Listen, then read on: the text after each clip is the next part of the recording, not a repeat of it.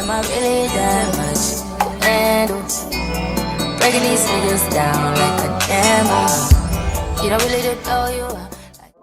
Hey everyone, welcome back to Passport to Pretty, where we explore life aboard in Korea, beauty, and lifestyle content. Today we're going to dive in, as you read in the title, we're going to talk about the pros and cons of living in Korea. If you're curious about what it's really like, whether you're considering traveling, moving, or just in general hearing about the different places here in South Korea, make sure that you tune in, and please do not forget to like, comment, and subscribe to my channel to show more support. I greatly appreciate all the engagement and all the support that you guys have been giving me on my first introduction video. Let's start with the positives of living in Korea. Start with the culture. So the culture here in Korea is 100% different than America, and from living wise, home wise, outside, literally in every aspect. Korea has many different temples, has many sightseeing, hiking places that you can go to, including nightlife. Korea is amazing for food. A lot of you have seen, if they're following my other social medias, I'll insert a few pictures around here. Street food, anything. If you're a foodie, coming to Korea is the place to come to because there's food everywhere and they're open pretty late. The only thing that I would say about when it comes to food is Korea is not big on breakfast. So if you're like a big breakfast person, they don't open till like 10 or later. Some don't open till like 12. So if breakfast is something that you're really into, that's the only thing that you would miss out here. Nightlife in Seoul, they have this place called Myeongdong. Me and my girl actually went to Myeongdong at least like 3 or 4 times since we've been here, and we actually brought her sister and her husband when they came to visit us, and it was beautiful. The food is delicious. Like, it's not 100% like all Korean food. There is a mix of Americanized food because it is a tourist area, but you do get a big diverse of different foods that Korea has. It's going to be the travel opportunities. Korea is incredible with transportation. You don't really need a car here. Me and my girl don't drive here. We don't have a car here. We literally rely on cabs, taxis, and the subway. Those are the 2 things that we rely on. They're super cheap, super convenient. I know that like it also depends on like where you're going, but like to, let's say, go to the next station, which would be like a maybe 5 to 10 minute ride, it's 1,000 wons. 1,000 wons is not even $1. It's like, I would say it's like 75 cents ish, even $1. So imagine, like, it's not expensive at all. In general, traveling, food, anything, it's not expensive. I've taken the public bus to like go to the airport and back, and that's also super convenient because at the airport they have like kiosks that literally you just go on there and they have the English option, and you just purchase the ticket and you pick your seat and then you go to the spot where it tells you to go to. So it's super, super convenient. I just haven't taken like public buses like our PVTA and whatever it's called in your city, state. Oh, traveling within like the area, in Asia. So so far I have only gone to Thailand. I went to Bangkok. That experience was phenomenal. From the culture, from seeing the difference between like Thailand people and Korean people, overall it was like a big difference within one another. You could wear whatever you want. Here in Korea, that's not gonna happen. Crop tops, like tank tops, colorful clothes, short shorts, booty shorts, skirts, they don't wear that here. They're very, very reserved here. So even if you're just like, you have that mentality like, oh, it's whatever, like I don't care, I'm still gonna wear whatever I want to wear, you're not going to wear whatever you want to wear because you are going to be so intimidated by like the amount of black and white that you see here that you're just not gonna want to wear a pop of color. The point is, you're gonna freaking pop out from just wearing pink, from wearing orange. Me going outside with this shirt, boy, they're gonna be staring. So I would definitely say that is also something you should take into consideration when traveling to Korea. Not to bring like, it's not your regular vacation. Let's just say it's not your regular vacation place. It's not where you will go. They don't even wear bikinis to the beach.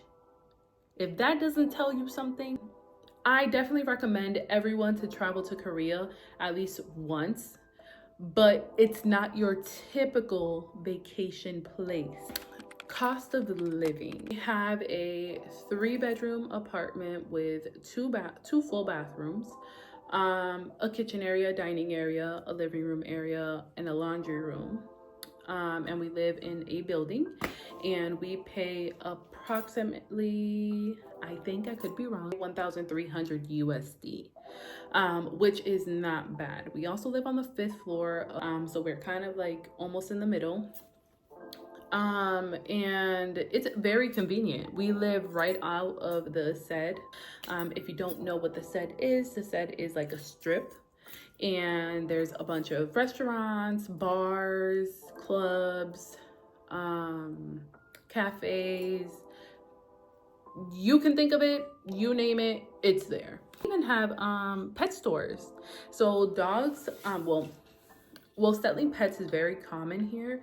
And they have a lot of I can never remember the name of the type of dog. I call it the chicken tender dog. I'll put a picture right here so you can see what kind of dog I'm talking about. But they sell them like for super cheap. So the cheapest that I found it here for is $200. Yes, $200 USD. And in America, this dog is over $1,000. You can, even from just a dog, you can see that the price and the cost of living in Korea is super cheap. Another thing that I can give you an example of the cost of living is food. Me and my girl will go eat Korean barbecue, and we will spend no more than maybe $40 on 2 people. Me and my girl went to a Korean barbecue place in Florida, and we paid $39.99 USD for 1 person. And the food wasn't even that good. Groceries is super cheap. If I'm shopping on the base, the prices could be a smidge high. But because those items are getting imported, so obviously they're going to be a little bit more expensive. But there are certain things that I buy at the commissary in the base, and then there's things that I buy at the markets. I will record my grocery haul or my travel to the supermarket/market, so you guys can see the difference between the prices in the supermarket, in the commissary, and the prices at the markets. That's all about the cost of living in Korea. Next topic is safety. So Korea is one of the safest countries that I've ever lived in. And to say that I've only lived in 2, it's super safe. You can walk at night with no worries. Like, people mind their business here. If we had a picture of someone who minded their business, it would be Koreans. Me and my girl, we go out. As you guys can tell, me and my girl are really girly. We go out, and the most that we would even have anyone speak to us is a taxi driver asking us, do you need a taxi? The last one would be the unique experience of living in a different country. So living abroad has been nothing short from amazing. And I don't want you guys to think that I'm just saying that because I'm living in Korea. No, like I truly, genuinely love living here. I love living here for so many more reasons than the reasons why I just told you. But just, I'm very introverted, like I told you guys prior.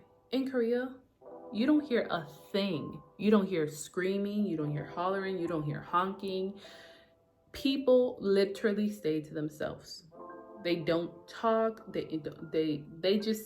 talk amongst each other, and they whisper. No one's bothering you. The most that you will get is like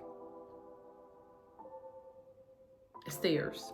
I would definitely say that this is somewhere that people should at least experience to live in general in Asia. Another thing that they have here in Korea, they're super advanced on electronics. Their doors, so in America, you have sliding doors. You know, you go up to it, sensor motion, it opens, right? They have automatic doors. But you know how like in America, we have that handicap sign where you like click it and then it opens for you? In Korea, we have sliding doors. So they have a little, it looks like a ring bell, and you click the button, the door slides. Literally every restaurant you can think, they have that little button. You literally click it. It's not sensor motion, so it doesn't waste electricity. Another thing about cost of living is the electricity, the gas, the power in general. So here, I would say that the cost of living when it comes to those bills is significantly lower than America. Here, our light bill is like $120 or so, like when we're more so in the house. In Korea, they have a power switch. They have like a little box and it has a button. You press the button, it turns off all the power in the house that does not need to be on. So like if you left your charger, you know, plugged in, if you left the lights on in your room, in your bathroom, in your closet, it literally switches it all off so that you're not paying for more electricity than what you're using. Amazing. Their heaters is not like how in America, how like upstate, we have them like on the side, on the bottom, and then we have like the ones that stand on the side. Y'all know what I'm talking about, who live upstate. We don't have that because that's dangerous. And you know how in the South, because I've lived in the South too, they have like central AC and heater, etc. Nope, Korea is more advanced. Korea has heated floors. You go to this little panel, you just click the button, and you just literally make sure that it's higher than what the temperature is in the room, and boom, the floor starts getting hot. And then it just rises up and makes the whole room hot. And you're like, well, Liz, what if I don't want the whole house hot? Every room has its own little box. So if my sister-in-law is visiting and she wants her room to be hot, she just clicks that. If me and my girl are in our room and we don't want the heater on, we don't turn it on. All right, so now that we went through all the pros, let's talk a little bit about the cons. First one I would say is language barrier. I wouldn't say it's so much of a con because I speak two languages. I speak Spanish and I speak English, for those of you who don't know me. So, I feel like I understand Koreans when they're talking to me because they use body movement and body language. And us Hispanics, when we talk, we use body language. And so sometimes like they'll be saying things and I'll kind of like understand what they're saying. And my girl's like, how do you know what they're saying? And I think it's body language. In bigger cities like Seoul, Myeongtaek, so on and so forth, those places have more English speaking people because it's a tourist area. I do not live necessarily in a tourist area. I do have a lot of American people here, but not American workers because I live by a base. So the American people that I'm seeing here are military members or military affiliated people. So when I go into cafes, it's very minimal conversations with the bartiste or with the waiter, etc. Doesn't happen. The communication's non-existent per se. I would say, are someone who is very, very family oriented, I feel like this will still work for you. Yes, there is a little issue with like time. Eastern America and me here in Korea, we're 14 hours apart. So it does make it difficult for me to talk to my family because of the time zone difference. But we make it work, you know. Anything in life you want, you can make it work if you want it to work. Cultural differences. Adjusting to Korea's customs and etiquette can be overwhelming at first. For example, bowing to people versus shaking their hand. So that was something that was really hard for me to adjust to in the beginning. They don't do the physical touch, which I love, because if you know me, don't touch me. they just bow. Just depends on the occasion. But removing the shoes indoors, so that was also an adjustment for me. Not that it's still a con for me, like these things are not an issue for me. It's just something that was an issue at one point because I have adapted to the Korean culture now.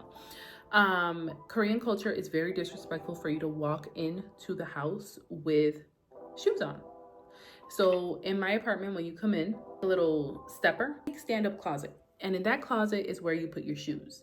So every Korean house will have extra slippers for guests when they come. So I will give you an example. So these are mine, pink little slippers. I can wear these in the house because they are house shoes.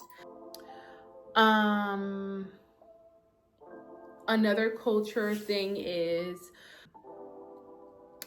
Koreans are not very supportive of the LGBTQ community. So me and my girl have to be a little bit more reserved when we're outdoors, but it's definitely a challenge. I don't think that they mean any harm when they're staring at us. Also, I ask my girls this question all the time. Do you think that they think that we're gay? And my girl tells me all the time, she's like, I don't think that they think we're gay. They probably think that we're just two friends hanging out. The weather and population. So Korea's winters are freezing like Massachusetts, but the summers are super, super humid. Like you just step outside and you're sweating. You didn't even move. People do wear a lot of masks here for no apparent reason. I mean, during certain seasons, obviously like air pollution, etc., they wear masks for that, but like mostly you'll see is like older people wearing the mask, like the COVID mask. And there you have it. Those are my pros and cons of living in South Korea with my girl. If you lived in Korea or considering, let me know in the comments, and I would love to hear your thoughts and what you think about the pros and cons of living in Korea, whether you think you would like it or you don't think you would like it. If you have more questions about living in Korea, if you want like a tour of anything in particular, like whether it's my house, outside, the market, yeah, just reach out, just let me know. I'll again post all my socials on the screen in my description, so you can always contact me on there as well. And I really, really, truly appreciate all your support. If you enjoyed this video, please make sure that you like, comment, and subscribe for me to show some support. And thank you so much. Thank you so much for watching Passport to Pretty, and I'll see you guys next time. Bye.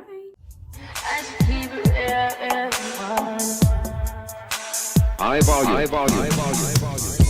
Am I really that much?